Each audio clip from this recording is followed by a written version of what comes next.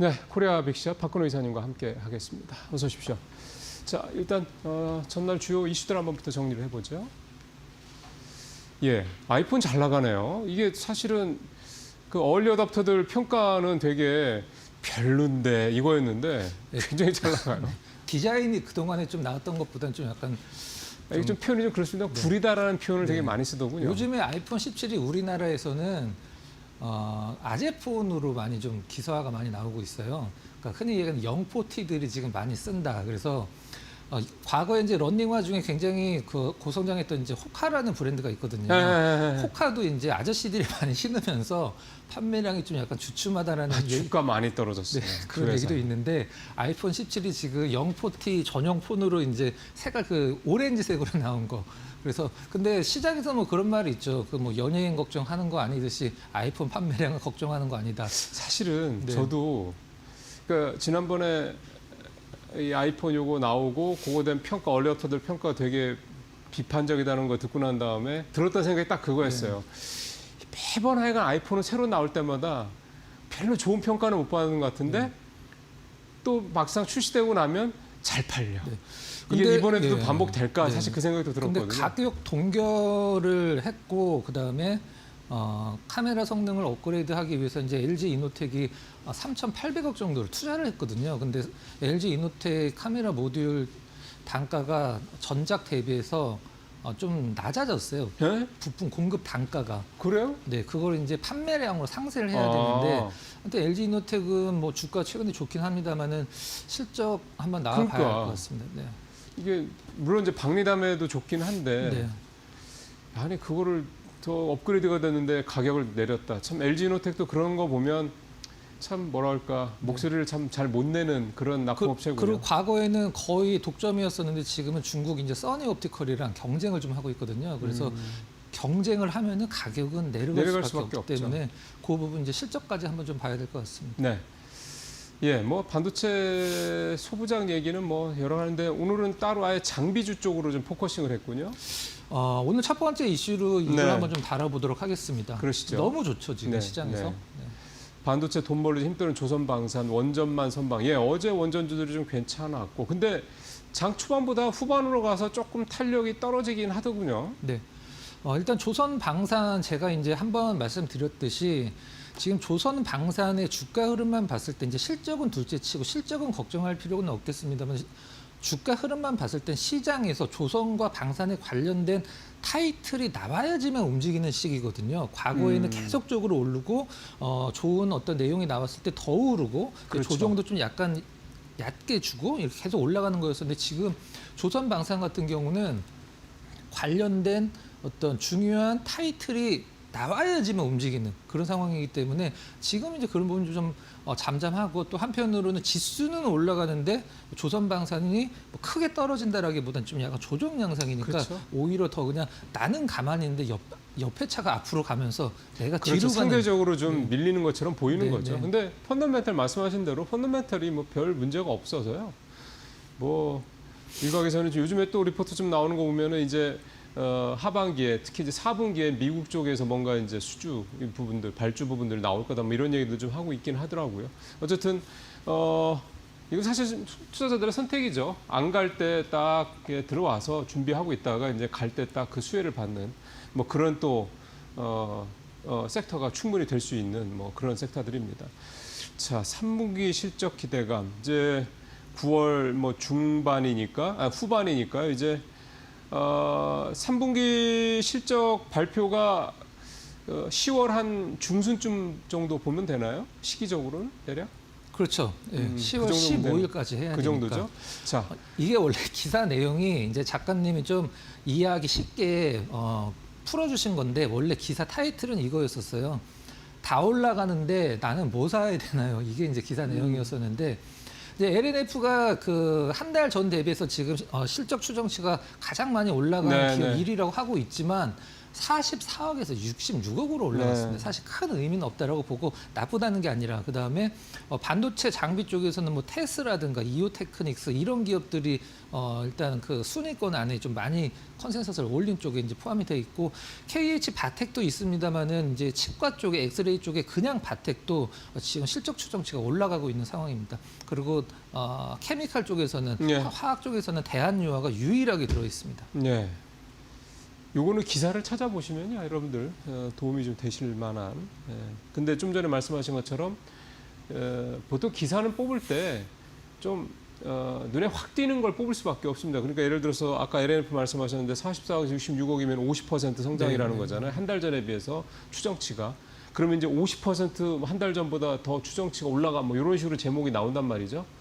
근데 이제 아까 말씀하신 LNF 옛날 하던 걸 생각을 하면 사실은 되게 사이즈가 작은 거죠. 그러니까 이런 부분들을 좀 디테일하게 챙겨보실 필요가 있다는 겁니다. 그러니까 헤드라인에 훅 하시지 마시라는 말씀을 좀 드렸습니다.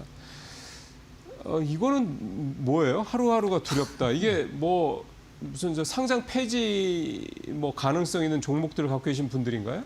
개인 투자들이 많이 갖고 있는 인버스 얘기입니다. 아유 요즘에 그렇네요. 이 두 번째 이슈로 한번 자료를 그러시죠. 보면서 같이 한번 다뤄보도록 하겠습니다. 예, 사실 우리 지난번에 인버스 얘기하면서 특히 이제 레버리지 인버스 네. 사시는 분들은 이거 큰일이다, 걱정이다 말씀드렸었는데 뭐 그래도 또 사시는 분들은 계시니까 자, 첫 번째 이슈 가보도록 하겠습니다. 어디가 이렇게 많이 올랐어요? 자, 일단 한번 보면 일단 FN가이드 AI 반도체 소부장 지수는 어떤 식으로 이제 구성이 되는지 이제 FN가이드가 제시하는 이제 ETF 관련돼서 이제 추정을 하는 지수를 네, 이제 네. 보시면 될 것 같은데 지수 구성이 어떻게 되어 있냐면 이수페타시스가 가장 많고 그다음에 한미 반도체가 많이 없었으면 더 올라갔었을 겁니다 아마. 상대적으로 조금 저조해요. 상대적으로 많이 저조합니다. 네. 지금. 그리고 리노공업 그다음에 이런 식으로 이제 어떤 그 포트폴리오 좀 짜져 있는 상황인데 최근 1개월 수익률이 거의 20%에 육박하고 이제 올해 수익률이 거의 50% 정도 된다라고 이제 보고 있는데 이제 같은 기간 코스닥이 대비해서도 수익률이 높고 올해 네. 수익률 기준으로 거의 봐도 뭐 이제 두 높은 배네. 상황이죠. 네. 네. 뭐 이거는 이제 업황에 대한 얘기고, 네. 예, 모건 스탠리 이 리포트가 아주 어제부터 화제죠. 네. 과거에 모건 스탠리가 이제 윈터 이즈 커밍이라고 해서 작년 9월 얘기죠. 혹시 왕자의 게임 드라마 보셨어요? 아니요. 왕자의 게임에서 가장 많이 나오는 대사가 윈터 이즈 커밍입니다. 근데 이제 따뜻한 겨울이 올 것이다라고 해서 좀 약간 한 발 늦는 듯한 한 발이 아니라 제가 봤을 때 한 두세 발 정도 두세 발 늦었죠. 두세 발 정도 늦는 듯한 느낌이에요. 너무 확인을 하고 의견을 좀 내는 것 같은데 일단 뭐 다들 아시겠지만 지금 삼성전자랑 하이닉스도 굉장히 목표 주가를 계속 올리고 있는 그런 상황입니다. 늦을 수밖에 없죠. 좀 뭐 부정적으로 봐야죠. 뭐. 근데 이제 작년 9월에 부정적인 기사 그때 SK하이닉스 목표가 반토막 더 쳤거든요. 그때 이제 사실은 많이 떨어졌죠. 그러니까 부정적인 리포트가 나왔을 때 그 효과, 그 부분과 이번에 이제 긍정적인 리포트가 나왔는데 효과, 물론 좀 말씀하신 대로 좀 너무들 다 올리고 난 다음에 뒤늦게 올리긴 했습니다만 한번 좀 비교해 볼 만할 것 같습니다. 어쨌든 모건 스탠리가 180도 이 어떤 뷰가 바뀌었다라는 거는 뭐 그건 의미가 있다 좀 볼 수 있을 것 같습니다. 테크윙이 110%가 최근 한 달 사이에 올랐어요? 테크윙이 이제 큐브 프로브라고 해서 일단 반도체 이제 HBM 검사 장비인데 네. 과거에는 HBM이 완성된 다음에 테스트를 했다라고 하면 지금은 이제 다이싱을 한 다음에 하나하나 검사를 HBM 만든 다음에 중간에 하나가 불량이 나면 그거 버려야 되잖아요. 그렇죠. 그래서 전체 다 버려야 되니까. 만들기 전에 하나하나 검사하는 장비 큐브 프로브라고 만들어서 하이닉스 이미 일단 납품이 됐고 지금 이제 삼성전자 테스트 중이고 마이크론 쪽도 지금 현재 납품이 가능성이 상당히 높아져서 제2의 뭐 한미 반도체가 될 수도 있다라는 얘기도 많이 그렇죠. 나오는 상황입니다. 그러면 사실 한미 반도체도 뭐 원래 처음에는 그렇게까지 대단한 회사가 아니었던 건데 네. 이 TC 본더 네. 이것 때문에 완전히 바뀌는 거니까.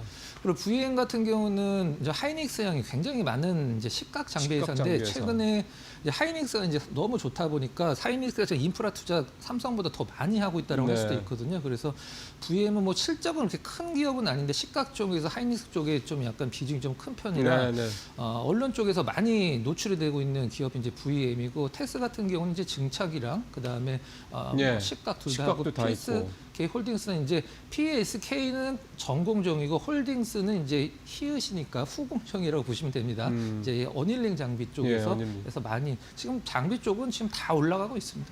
근데 이제 중요한 거는 이만큼 올랐단 말이에요. 네. 그러니까 투자자들 봤을 때는 이거 지금 들어가면 늦잖아라고 네. 생각하실 거란 말이죠. 네. 그러니까 지금 들어가는 타이밍이냐 아니면 이런 회사들이 앞으로도 계속해서 증설에 대한 그런 기대감이 있으니 네. 이런 회사들 좀 기다렸다가 나중에 조정받을 때 들어가야 될 거냐. 이 부분에 대한 거 결국 이제 투자자분들은 관심이 많으실 텐가 한 말이에요. 저는 테크민 같은 경우에 이제 삼성이랑 마이크론이 이제 공식적으로 그 테스트 통과해서 진입을 하게 된다라고 하면 이걸 테크민 같은 경우를 이제 일봉으로 보면 굉장히 많이 오른 것 같은데 주봉이나 월봉으로 보면 사실 길게 보면 그렇게 부담스럽지만은 않거든요. 그럼 그 얘기는 상대적으로 그만큼 많이 이게 좀 떨어져 있었다는 얘기 최근에 되는 이제 거거든요. 한 달 동안 바짝 올라왔기 그런 때문에 거죠. 그리고 저는 여기서 노출은 되어 있지는 않습니다만 역시 삼성, 하이닉스, 뭐 마이크론 세 개 모두 HBM4까지 대응 가능한 지금 검사 장비 퀄테스트 받고 있는 기업이 이제 넥스틴이라고 있거든요. 아, 그 기업이 좀 그 회사는 그러니까 세 회사 다 들어간다는 얘기예요? 지금 되면. 테스트 중인데 지금 장비사들 중에 가장 덜 올랐고 일단 검사 장비 자체를 인텔이랑 같이 만들었었거든요 처음에. 아, 네, 이지스라는 건데 지금 이제 크로키라고 해서 한 단계 좀 업그레이드된 부분들 상당히 좀 나름대로 뭐 테크잉의 뒤를 뭐 따라갈 수 있는 후보 군들 중에 하나라고 좀 생각을 하고 있습니다. 그럼 그것도 테스터 장비고. 네. 예, 뭐 이런 것들 결국은 사람들이 이제 뒤늦게 따라간다고 생각할 때 제일 일단 염두에 두는 거는 그럼 들어오는 게 뭐냐 네. 이거를 이제 보는 거잖아요. 네. 근데 그런 걸 봤을 때는 좀 말씀하신 넥스틴 같은 회사도 좀 보실 필요가 있을 것 같고 뭐 말씀 나온 김에 또 이사님이 또 반도체 쪽은 두루두루 잘 네, 보셨으니까 지금 나오는 리포트들이라든가 텔레그램이라든가 이런 그 블로그나 이런 데 나오는 그 컨텐츠들을 보면 해외 쪽에서 나오는 것도 그렇고 국내도 그렇고 대부분 지분이 초입이다라는 얘기들을 많이 한단 말이에요. 네.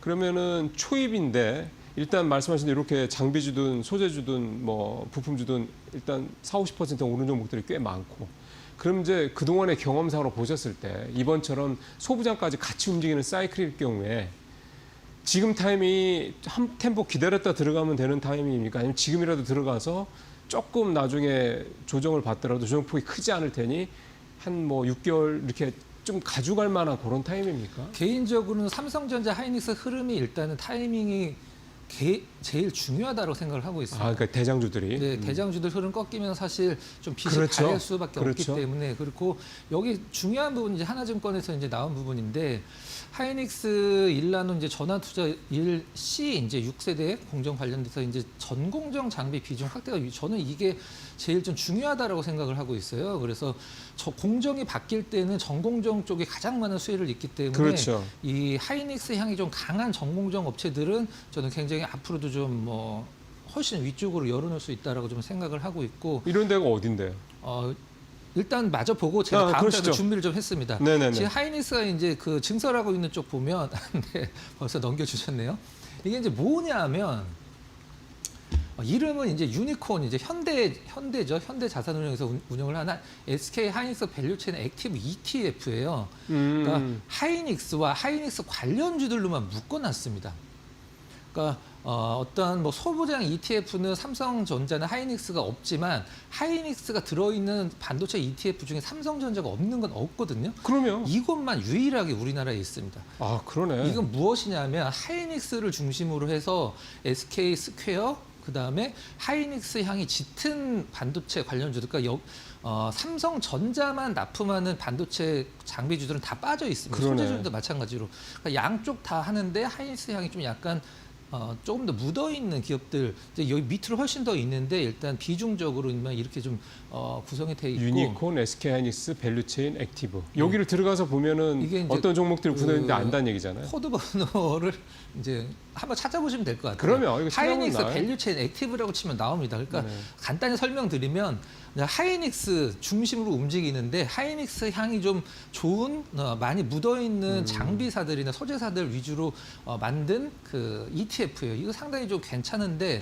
그러게요. 네, 다음 장에서 상당히 유의미한 걸 보여드리도록 하겠어요. 제가 왜 왔냐면 올해 1월 2일 날 하이닉스, 삼성전자, 하이닉스 밸류체인 ETF를 샀을 때 수익률인데 삼성전자보다는 높습니다. 근데 하이닉스보다 보다는 낮아요. 낮고. 그러니까 결론은 그냥 하이닉스 사는 게 나을 수도 있다라고 그러네. 생각을 하실 수도 있지만 장비주들이 하이닉스 수익률을 지금 앞서가고 있는 상황에서 이게 한두 달 정도 더 지속되면 이게 이 위로 올라갑니다. 근데 물론 뭐 하이닉스나 SK 스퀘어 비중이 높기 때문에 크게 올라가진 않겠습니다만은 유지를 해주고 장비사들이 지금처럼 지금 반도체 원탑, 투톱 보다 수익률이 올라가면 이게 이 위로 올라가게 돼 있어요. 그래서 구조가 상당히 재밌고 난 하이닉스 사고 싶은데 삼성전자보다 하이닉스가 좋은데 그럼 하이닉스 사셔도 되지만 하이닉스도 사고 장비주도 사고 싶다. 그러면 그냥 이거 하나로 좀 해결이 되는 종합 선물 세트 같은 그런 ETF입니다. 그러게요.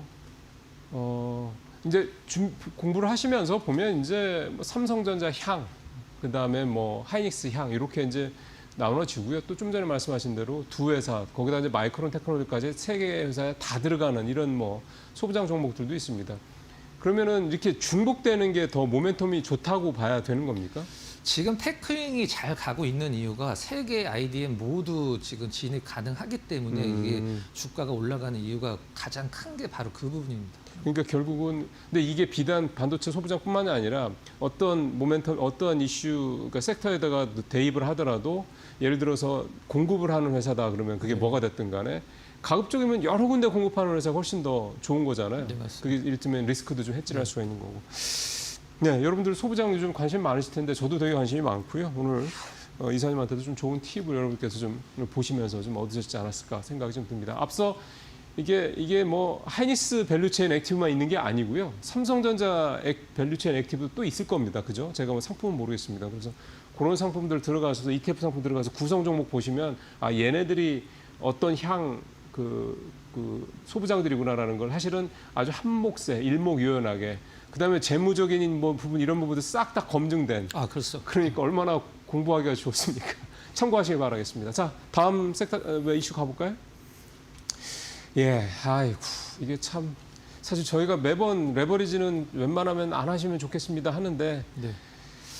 여기에서 네. 일단 이 이미지만 보면 조금 그 이미지가 약간 곡해가 되어 있는 듯한 느낌이 좀 있는데 그냥 간단히 설명만 들어보도록 하겠습니다.